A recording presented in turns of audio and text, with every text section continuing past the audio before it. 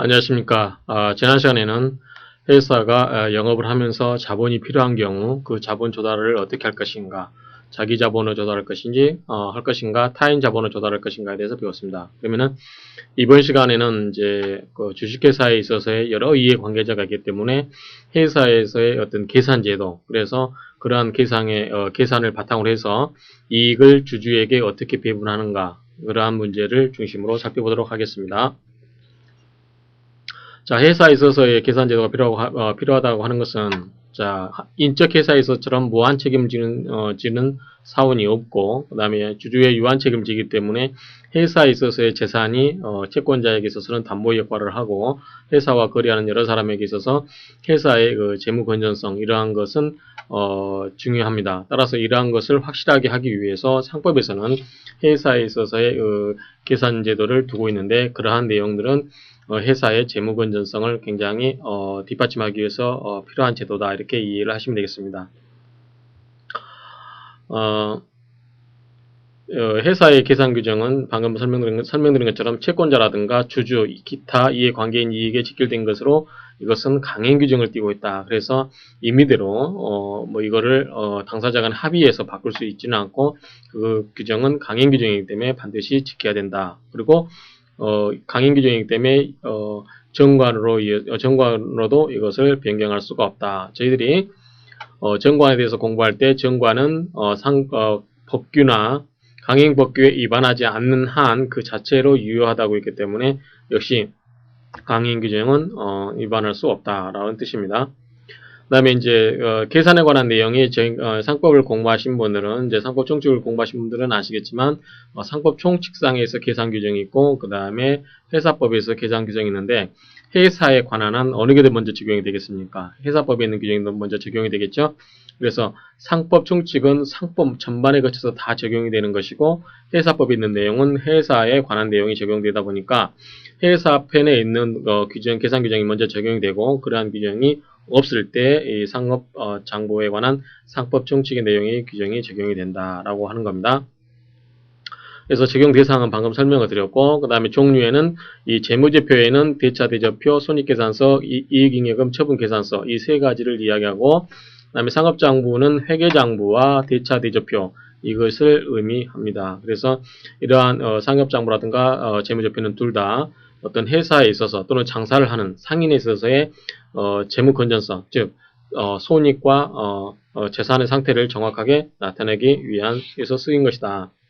그러면 이제 이거는 회계학을 공부하신 분들은 다 이해하시겠지만, 이제 그 회계학을 공부를 안 하셨거나, 특히 또 회사에서 이 격리 쪽이라든가 이런 걸 전혀 공부 안 하신 분들은 아마 좀 이해하기 힘드실 텐데, 재무제표에는 이제 대차대조표, 손익계산서, 이익잉여금 처분계산서 이렇게 있다라고 말씀을 드렸습니다. 그래서 이러한 게 뭐가 있는지, 그러면 대차대조표라고 하는 것은 BS, 밸런스 시트라고 해가지고 대차대조표, 말 그대로 대차대조표는 대변과 차변을 이렇게 구성을 해서 대변, 차변 이렇게 될 겁니다. 그래서 대차 구조에서 여기서는 이제 자산이 되겠고, 여기는 부채와 자본,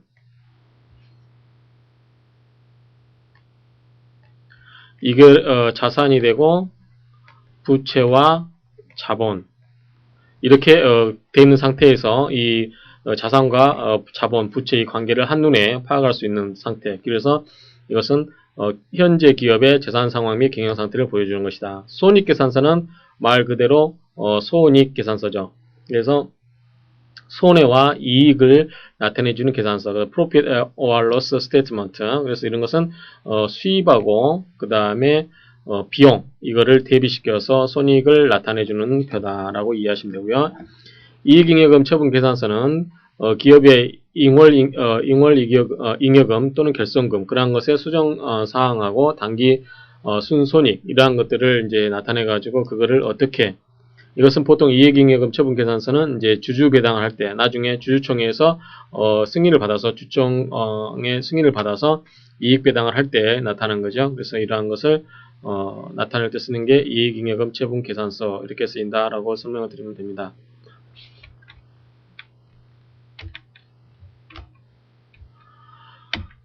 그 다음에 이제 재무제표는, 이러한 재무제표는 누가 작성하냐면 이사가 작성을 하는데, 매 결산기에 대차, 대조표, 손익계산서, 이익잉여금 처분계산서 또는 이익잉여금 처분계산서를 가름한 말로 결손금 처리계산서.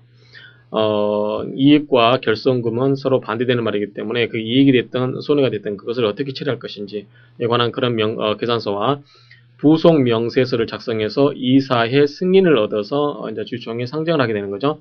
자, 이때 재무제표라든가 이런 것을 하는 게 어디죠? 정기주총입니다. 정기주총.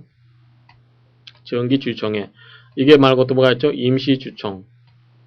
임시주총은 우리들이 이미 주총에서 배웠다시피 일이 있을 때마다 사안별로 하는 거지만, 정기주총은 우리가 흔히 말하는 이 재무제표를 확정하기 위해서, 그래서 이 재무제표 확정한 걸로 인해서 배당을 하기 위해서 회계에 관한 총회다라고 생각을 하시면 됩니다. 그래서 보통 정기총회는 1년에 결산기 말에 한 번 하는 걸로 이해를 하시면 되는데, 그것은 1년 동안의 영업 성과를 정확하게 주주들한테 알리고 그것에 근거에 의해서 주주들한테 승인을 받고 그 승인된 금액을 바탕으로 해서 주주에게 얼마만큼의 배당을 할 것인지, 그러한 내용들을 주된 내용으로 합니다. 아울러서 뭐 이사의 선임이라든가 그런 게 있을 수 있지만, 가장 정기주총에 있어서 가장 본질적인 것은 이 재무제표의 승인을 얻고자 하는 총회다라고 이해를 하시면 됩니다. 그 다음에 이제 작성은 우리가 이사가 했습니다. 이사가 이런 재무제표를 작성해서 이사의 승인을 받겠죠.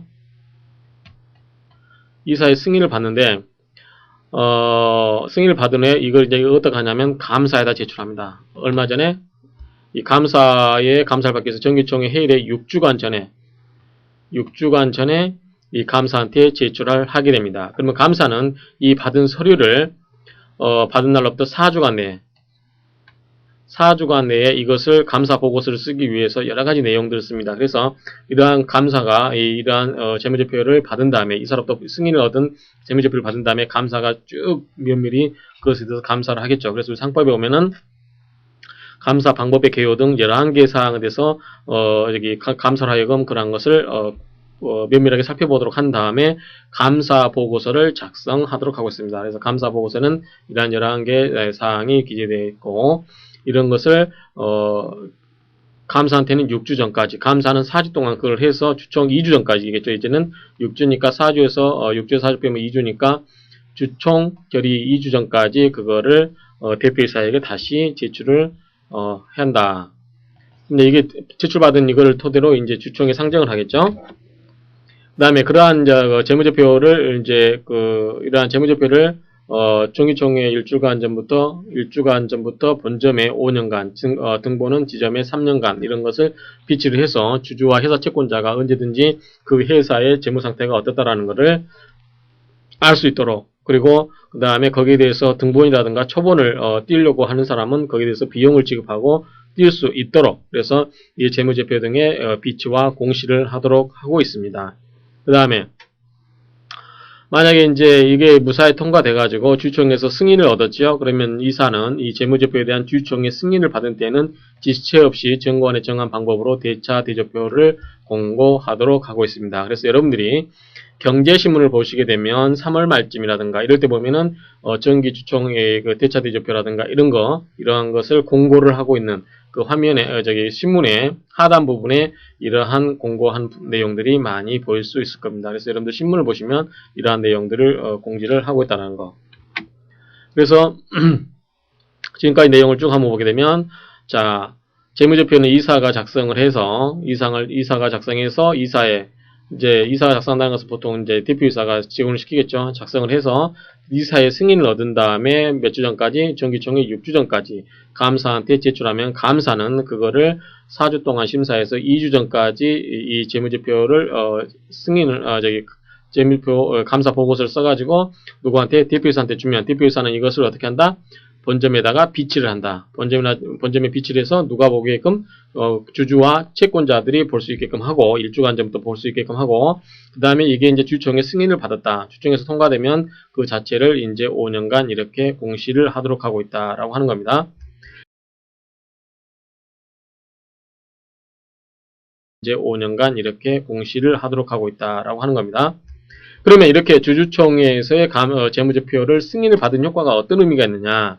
자, 이사들이 이제 영업을 이렇게 쭉 했습니다. 우리는 1년 동안 영업을 이렇게 했습니다라고 해서 그래서 순이익이 얼마나 났습니다. 손해가 얼마나 났습니다. 이렇게 쭉 이제 재무제표를 쓰고 이것을 회계 전문 감사기관인 감사한테 맡겨서 감사로부터 이 회계에 관한 내용이 어떻다, 뭐 적정한지, 뭐 어디가 불합리한 게 있는지, 불미스러운 내용이 있는지 이런 내용들을 종합 검사한 다음에 이것을 이제 이사의 주총에 안건에다 이렇게 딱 올리죠. 주총에다 안건에다 올리면 주총에서 이사들이 땅 하고 오케이 이거 인정해주겠다라고 하게 되면 그것에 근거해서 배당도 받고 이렇게 해줬을 때 의미가 뭐냐? 그러면 여기에 자 이사의 그 재무제표를 작성한 사람들이 있죠.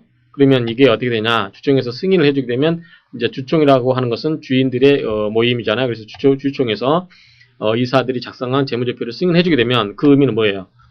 자, 재무제표가 확정되겠죠. 주총에서 승인하면 확정되고 거기에 따라서 이익이라든가 손실이 처분이 결정됩니다. 그래서 이익이 있으면 이익배당이 되는 거죠. 만약에 그러한 승인으로부터 2년 내에 별다른 결의가 없으면 이때 이 이사와 감사의 책임을 어떻게 한다? 면제해준다. 그래서 감사 보고서를 작성한 감사, 그 다음에 재무제표를 작성한 이사, 이러한 사람들이 이게 악이라든가 그러한 과실이 없을 때는 그러한 경우는 2년이 지나면 그에 하자가 있다 할지라도 2년이 지난 다음에는 책임을 물을 수가 없다라고 하는 겁니다. 그래서 이러한 2년 내에 다른 결의가 없으면 이사와 감사는 책임이 해제가 의제된다라고 하는 점 이렇게 하시고 그 다음에 이제 여기서 또 하나는 여기서 주총에서 재무제표가 확정되면서 구체적인 배당 지급 청구권이 발생하는 거죠. 그래서 주총에서 땅 결정하게 되면 예컨대 12월 31일 날로 기준으로 해서 이날 주주에게 배당금을 얼마를 배당한다라고 이때 주총에서 승인이 되게 됩니다. 그래서 이때 되면 승인이 나면 이때는 이제 그전에는 지난 시간에 신주인수권 관련해가지고 뭐 구체적 또는 추상적 이런 거 배웠잖아요. 그런 것처럼 이제 그 다음에 주총에서 승인을 받게 되면 구체적으로 얼마를 받을 건지가 확정되잖아요. 그래서 그러한 구체적인 배당 지급 청구권이 발생을 하게 됩니다. 자, 자산의 평가 방법인데, 자, 이제 주총에서 이렇게 정할 때, 재무제표를 작성할 거 합니까? 우리 회사의 재산은 어떻고, 전부 이렇게 작성을 해야 되는데, 거기에 있는 이제 재산 항목들을 평가를 해야 되지 않습니까? 근데 그러한 평가를 할 때 어떻게 할 거냐. 왜냐면, 만약에 이러한 방법이 정해지지 않으면 이사가 자기 업적을 과대평가를 해가지고, 굉장히 이익이 많이 난 것처럼 불린 다음에, 그러면 주주들은 좋아하겠죠? 그러면 주주들은 그 사람을 다시 연임시켜주고, 그런 식으로 할 수 있기 때문에 이러한 자산을 우리 속칭말로 뻥튀기 하지 못하게끔 이러한 일정한 기준에 의해서만 그 계산을 할 수 있도록 만들어 놓을 필요가 있다. 그래서 이 자산의 평가 방법이 상법에 특히 회사법에 규정이 되어 있는 겁니다. 물론 상법 총칙편에도 되어 있습니다. 유동자산. 그러면 이제 우리가 이 자산 평가할 때 유동자산과 고정자산이 이렇게 있는데 어떤 기준으로 할 거냐. 자, 유동이라고 하는 것은 흘러다닌다는 거죠. 그 다음에 고정자산이라는 것은 딱 못 박혀 있다. 그래서 통상 1년을 기준으로 해서 쉽게 처분할 수 있는 것은 유동자산. 그렇지 않고 어느 정도의 1년 이상 진득하게 가야 되는 것. 그러한 것은 고정자산이다라고 하고 있습니다. 그래서 이러한 유동자산은 어떻게 하냐면 취득가액 또는 제작가액에 의해서 평가를 한다. 그래서 이걸 원가지라고 하는데 취득가액이죠. 자, 예컨대 어떠한 물건을 샀다. 근데 이거 물건을 샀는데, 이 물건을 가지고 있는데, 이제 영업하기 위해서 이 물건을 산 거죠? 사고 있는데, 이게 원가주의죠. 그래서 이때 장부상에는 예컨대 1억 주고 샀으면 1억이라고 하죠. 근데, 이게 이제 시가에서 보니까 가격이 팍 떨어졌어요. 5천만원 됐습니다. 근데 이거를 5천만원짜리를 현재 시가가 5천만원짜리인데, 이 산 가격을 고수해서 1억짜리라고 계속 주장하고 있으면, 얼마만큼 더 과대계상된 거죠? 5천만원이 더 과대계상된 거죠. 그러면 어떻게 됩니까? 회사 재산이 그만큼 더 있는 것처럼 착시현상을 생기고 더 많이 있다고 결정을 하게 되면 주주들한테 더 많은 배당을 할 수 있겠죠. 그러면 누가 손해봅니까? 이 회사의 채권자인 회사 채권자는 손해보죠. 왜냐하면 회사의 자산이 장부 가격에 1억이라고 돼 있어서 1억으로 알고 있었는데 실제 가격은 5천만원 밖에 안 된다. 그러면 얼마? 마이너스 5천만큼의 담보가 떨어지는 거죠. 그래서 주주한테는 이익이 되고 회사 채권자한테는 불리합니다. 그렇기 때문에 이러한 경우에 정확하게 그 현재 상태의 가격을 알아야 되기 때문에 이 시가가 이 취득가액이나 제작가액보다 적은 경우는 뭘로 한다? 시가로 한다라고 하는 겁니다. 그래서 원칙적으로는 취득가액이라든가 그 물건을 만드는 제작가액에 의해서 하지만 그 취득가액이나 제작가액보다 상당히 더 적은 가격의 시가가 형성되고 있다면 이 시가에 의해서 그 가격으로 그 자산을 평가하라 하는 겁니다. 그러면 이제 고정자산을 보겠는데, 고정자산은 방금 말씀드린 것처럼 1년 이상에 소요되는 자산이 있는데, 유형이 있고 무형이 있습니다. 자, 유형은 뭐죠? 형태가 있는 거죠. 유형. 무형은 없는 겁니다. 그러면 자, 토지, 건물, 기계장치 다 물건 볼 수가 있잖아요. 영업권, 특허권, 상표권, 광업권, 어업권 이런 것은 눈에 볼 수가 없는 거죠. 일종의 권리입니다. 그래서 이런 거는 무형, 형태가 없는 고정자산이다. 그러면 이런 건 어떻게 하냐? 역시 평가는 원가를 합니다. 원가를 하고 취득가액, 제작가액이 원가죠. 여기에다가 감가를 해줍니다. 감가를 해주고 그 다음에 예측하지 못한 손해가 있으면 이것을 빼주게 됩니다. 근데 건물을 예를 들면 여러분들 건물 처음에 지게 되면 땅값이 얼마다가 건물 평당 얼마 이렇게 딱 되잖아요. 근데 이게 시간이 지나면 어떻게 됩니까? 시간이 지나게 되면 이 건물이 노후화돼서 이제 어떻게 될까요? 건물값이 떨어지잖아요. 그렇죠? 그래서 이게 감가액을 포함시켜준다. 다만 토지는 노후화된다는 말이 있을까 없을까요? 감가란 말이 적용이 안 되겠죠. 토지는 오히려 수요가 많을수록 품귀 현상을 빚습니다. 왜냐하면 토지는 더 증대하기가 쉽지 않습니다. 건물은 얼마든지 더 많이 지을 수 있지만 토지는 더 임의대로 여러분들이 만들기가 쉽지 않습니다. 바다를 메꿔야 한다든지 그런 경우가 생기기 때문에 토지는 감가상각이 이루어지지 않는다라고 하는 것은 지극히 상식적인 얘기입니다. 자, 금전채권은, 자, 이거는 뭐냐면, 채권 금액으로 평가하는 거죠. 예컨대, 어떤 사람한테 1억을 받을 돈이 있다. 그럼 이건 뭐예요? 이건 다시 1억이 되는 거죠. 그래서 이런 거는, 채권 금액으로 평가를 한다. 채권을 채권 금액보다 낮은 가액으로 취득하는 때, 또는 이것에 준하는 경우에는 상당한 감액을 할 수가 있고, 그 다음에 출신불능이 뭐죠? 받지 못할 염려가 있는 그런 거, 채권이죠. 그래서 받지 못할 염려가 있는 채권은 그 예상액을 감액을 해라 하는 겁니다.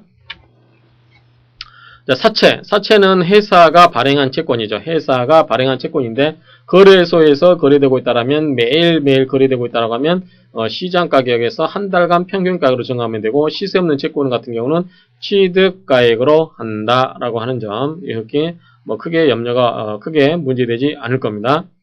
다음 취득 가액과 사채 금액이 다른 때는 상당한 증액 또는 감액을 하고 또 출신 불능 염려가 있을 때는 예상액을 감안한다든지 그 다음에 사채와 준하는 국채라든가 공채이라는 것도 이 사채의 경우와 준하다. 특히 이러한 사채보다는 국채, 공채가 더 훨씬 안전하겠죠. 국채라는 건 뭐죠? 국가가 발행한 채권입니다. 국가가 부도나지 않는 한 언제든지 상환해야 될 의무가 있는 거고 공채는 공공기관이 하는 거죠. 그렇기 때문에 이 회사보다는 더 오히려 더 신뢰가 가는 채권입니다. 그렇기 때문에 사채와 같이 취급을 하고 있는 거고요. 자산의 평가 방법은 역시 주식도 마찬가지입니다. 여러분들 주식 투자를 하신 분들은 알겠지만 거래소에서 거래가 이루어지고 있는 주식은 1개월 평균 가격 그 다음에 취득가액 이거 하는데 원칙은 취득가액으로 하지만 평균가액의 시세가 더 적으면 뭘로 한다? 시세대로 한다라고 하는 겁니다. 그래서 여기도 마찬가지 발행회사의 재산 상태가 현저하게 약화된 때는 상당한 감액을 해야 된다라고 하는 건데 뭐 지극히 당연한 이야기입니다. 영업권은 뭐냐면 자, 여러분들 혹시 뭐 해보시는 분이겠지만, 가게를 얻을 때 권리금이라고 하죠, 권리금. 자, 보증금 1000만원에 월세 50만원입니다. 근데 권리금으로 1억을 주세요. 이렇게 하는 거 있습니다. 그러면, 자, 여러분들이 이 권리금을 지급한다고 해서 이 권리금을 1억을 가지고 나중에 가게에서, 나올 때, 가게 주인한테 1억 주세요. 라고 할 수 있습니까? 없습니까? 이거는 할 수가 없습니다. 보증금 1000만원만 달라고 할 수 있는 겁니다. 그러면 왜 1억을 주냐? 1억이라고 하는 것은 그 전에 가게 주인들이 이 가게를 함으로써 어떤 손님들이 알게 되잖아요. 아, 거기 가면 뭐가 있다더라. 거기에 가면 뭐가 있다더라. 그래서 그 가게에 대한 인지도 또는 이 가게가 만약에 예컨대 부동산업이라고 하면 예컨대 그 동네에 있는 그 가게, 부동산 물건의 소유자, 전화번호, 그 다음에 거기에 현재 누가 세대로 사있고 언제 임대가 끝난다든지 그 정보가 다 장부에 있을 거 아닙니까? 그 장부를 물려받으면서 권리금처럼 주는 거죠. 그러면 이건 뭐냐면 통상 자기가 처음에 이 가게에 들어가 가지고 맨 땅에 헤딩해서 장사를 하는 것과 이 안에 들어있는 여러 가지의 정보, 이러한 또는 그 고객들, 단골들, 이러한 손님들을 바탕으로 해서 장사를 하게 됨으로써 더 많은 수익을 얻을 수 있는 거잖아요. 그 수익으로 인해서 주는 금액이 권리금이다라고 하는 겁니다. 그래서 자, 통상 수익보다 높은 초과 수익을 올릴 수 있는 무형의 가치다라고 하는 게 이 권리금이라고 하는 거고요. 자, 그러면 이것을 자, 1억은 어떻게 처리할 것이냐? 이거를 무한정 뻥튀기 해주면 또 역시 뭐가 생기죠? 굉장히 회사의 자산 가치를 높이는 효과가 생깁니다. 그래서 실제로는 무형의 이 1억은 나중에 주인한테 달라고 할 수 없음에도 불구하고 실제로는 1억이 평가되어 있죠. 그래서 1억이 평가되어 있기 때문에 이걸 어떻게 한다? 5년 동안 나누어서 상각을 시켜라, 없애라 하는 겁니다. 그래야만 순수하게 회사 재산이 이렇게 된다는 거죠. 그래서 이 영업권은 보면은 설립 등기는 분할 등기 등기를 한 후 5년 내에 매월 결산기에 균등액 이상을 상각을 해라. 그래서 1억 주고 샀다면 해년마다 얼마씩 2천만 원씩 상각을 시켜라 하는 거죠. 그러면 갈수록 이거는 이제 줄어들겠죠. 그러면 회사의 자산이 과대평가되는 경우는 없다라고 하는 겁니다. 자, 이연 자산이 뭐냐? 이연 자산. 2월입니다. 2연. 옮겨가는 거. 다음 해로 넘기는 겁니다. 그래서 이 이연 자산이라고 하는 것은 영업용도. 자, 올해 있으면, 올해 A에 이렇게 해년마다 이렇게 있습니다. 12월 31일, 12월 31일, 12월 31일 이렇게 했을 때, 자, 이 올해 영업연도에 여태 지출했습니다. 영업연도에 지출한 비용이라도 차년도의 경제적 성과가 예상되는 경우 이를 지금 연도의 자산으로 계상하여 차년도의 수익에 대응하는 부분을 분담시키는 거다. 무슨 소리냐면 어떤 회사가 조그만 회사가 있는데 어떤 회사가 도약적으로 발전하기 위해서 이때 왕창 돈이 들어가야 됩니다. 이 왕창 들어가야 되는 돈을 이렇게 처리해버리면 여기에 투자한 사람들은 이때는 투자한다는 건 뭐죠? 비용이죠. 비용이 왕창 크다라고 하는 것은 어떻게 됩니까? 이익이 없다는 거죠. 그래서 이런 부분을 나누어서 요만큼 나누어서 요만큼만 비용 처리한 걸로 요만큼만 비용 처리하고 요만큼만 비용 처리해가지고 통탈 합쳐서 요만큼이 되게끔. 요만큼은 나중에 처리하기 때문에 어떻게 되죠? 이 부분은 비용으로 처리 안 되기 때문에 이익이 확 깎여가지고 투자자로 하여금 혼동을 일으킬 수 있는 그러한 소지를 없애주는 거죠. 그러한 뜻이 이연자산입니다. 그래서 본래는 이 비용의 성질을 가지는 것이지만 기간적인 손익계산에 필요해서 일시적으로 계산상 자산으로 처리하는 것이다 라고 하는 겁니다. 그래서 이사회 임의대로 대차 대조표 자산에 부에 계산할 수 있고 법정 기간 내에 상각을 해야 된다 라고 하는 겁니다. 좀 더 내용을 보시면 자, 상법상의 이연자산을 보면 여러 가지가 나오는데 첫 번째가 뭐냐면 창업비입니다. 창업비는 회사가 처음에 설립할 때 들어가는 비용이잖아요. 그러면 창업비는 굉장히 회사가 처음에 설립하다 보면은 많은 돈이 들어갑니다. 건물도 임대를 해야 되고 차도 사야 되고 가구도 사야 되고 모든 비용들이 한꺼번에 왕창 들어가게 되면 그 비용이 어떻게 됩니까? 과다하게 계산되면은 투자한 돈을 다 깎아먹을 수도 있잖아요. 그렇게 깎아먹었을 때는 거기에 대해서 이익도 전혀 안 나고 너무나 많은 비용이 처리되다 보면 회사가 설립된 초창기부터 바로바로 이렇게 회사가 부실한 것처럼 보일 수가 있기 때문에 이런 부분을 점차로 나누어서 3년 내지 5년 이렇게 나누어 가지고 그 비용을 떨구는 거, 이러한 것이 이연자산이다 라고 하는 겁니다.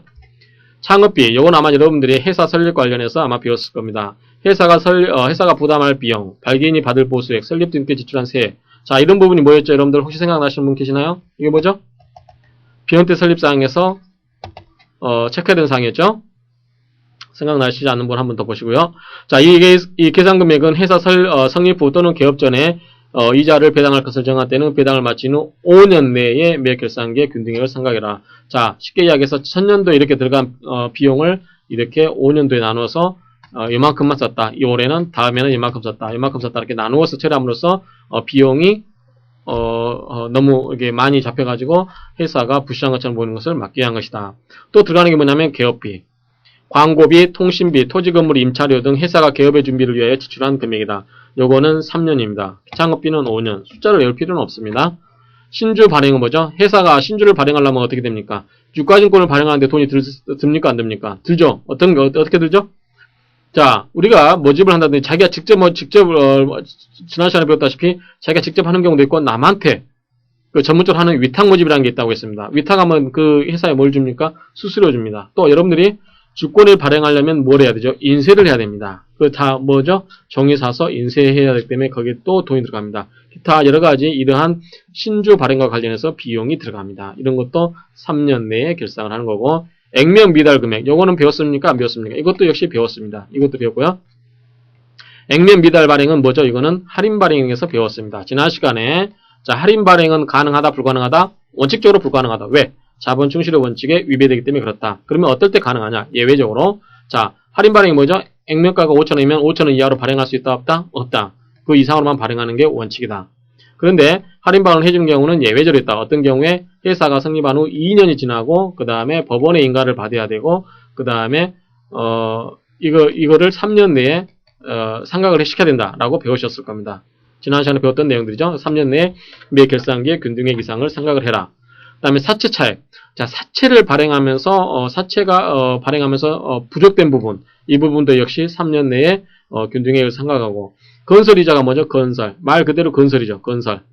건설은 뭐냐? 건설. 왜 건설 이자가 들어가냐면 여러분들 인천공항에 그 큰 다리 만들죠? 어떤 몇 년, 5년씩에 걸쳐서. 자, 예를 들어서 여러분들이 어떤 투자자입니다. 돈을 엄청 들고 있어요. 투자자입니다. 그래서 이제 어떤 예컨대 인천공항에 다리를 만든다 라고 하는데 이 공사기간이 뭐 예컨대 예를 드는 겁니다. 7년이다. 그럼 7년 동안 내리 뭐 만들어간다? 돈 만들어간다. 그럼 여러분 여기 투자합니까? 안 합니까? 안 합니다. 그렇기 때문에 이럴 때 어떻게 하냐면 이 7년 동안에 7년 동안 들어간 돈을 이렇게 돈만 내는 게 아니라 영업을 하고 있지 않죠. 그래서 영업을 하고 있지 않은 상태에서 건설하는 데 들어가는 비용만 들어가잖아. 이 비용 중에서 투자한 비용에서 일부분 요만큼을 떼어냅니다. 그래서 요거를 뭘로 준다? 이자 같은 걸로 주는 겁니다. 그러면 투자자도 자기가 투자해놓고 이자를 받을 수 있기 때문에 안심이 되는 거죠. 근데 실제로는 장사를 했습니까? 안 했습니까? 영업을 하지 않았습니다. 그럼에도 불구하고 영업을 하지 않았기 때문에 단지 뭐가 없다? 이익이 없다. 이익이 없음에도 뭘 한다? 배당이나 이자를 지급한다. 왜 그럴까요? 투자자를 유인하기 위해서 그런 겁니다. 그러면 이 부분에 먼저 이자라든가 이익으로 지급했던 이 부분은 어떻게 할까요? 나중에 영업을 개시해가지고 영업에서 이익이 나면 이 부분을 메꾸어 주겠다라고 하는 겁니다. 이게 바로 건설 이자라고 하는데 주로 건설, 항만이라든가 이런 경우에 대단히 대규모로 돈이 들어가고 오랫동안 지속돼야 되는 거. 예컨대 지하철 공사도 마찬가지겠죠? 지하철 공사하는 것도 뭐 한두 달 만에 해는 건 아니기 때문에 그러한 식으로 이럴 때 실제로 영업을 개시하지 않아서 이익이 없음에도 불구하고 영업을 개시해서 이익이 있는 것처럼 먼저 이자를 먼저 지급하고 나중에 그 부분은 나중에 차후에 메꿔 넣는다 라고 하는 점, 이러한 부분이 건설 이자입니다. 다음에 좀 더 자세히 배웁니다. 연구개발비도 마찬가지로, 자, 여러분들 처음에 회사가 연구개발비를 굉장히 많이 쏟아부어야 될 때가 있습니다. 그래서 이런 경우도 5년 내에 나눠서 영업급 취득가액, 아까 설명을 드렸습니다. 자, 영업급 취득가액 되면 5년 내에 나눠서 내라. 예컨대 아까 말한 권리금을 1억을 줬다. 이거는 주인한테 나중에 달라고 할 수 없는 돈이다. 물론 이거를 팔고 나오면서 나중에 다시 들어오는 가게 임차인한테 받을 수도 있겠지만, 만약에 이거를 못 받는다고 가정했을 때 1억은 그냥 날아가는 돈입니다. 누구한테도 받을 수 있는 돈이 아닙니다. 따라서 이런 것은 5년 내에 상각을 시켜라. 그래야만 회사의 재산이 뻥튀기 되지 않는다라고 하는 겁니다. 자, 이번에는 이제 준비금인데요. 회사의 준비금은 뭐냐면, 자, 여러분들이 가게를 운영한다고 생각합시다. 여러분들이 이제 가게를 운영을 해요. 새롭게 하나 이제 정년퇴직하시고 이렇게 가게를 운영하는데, 장사가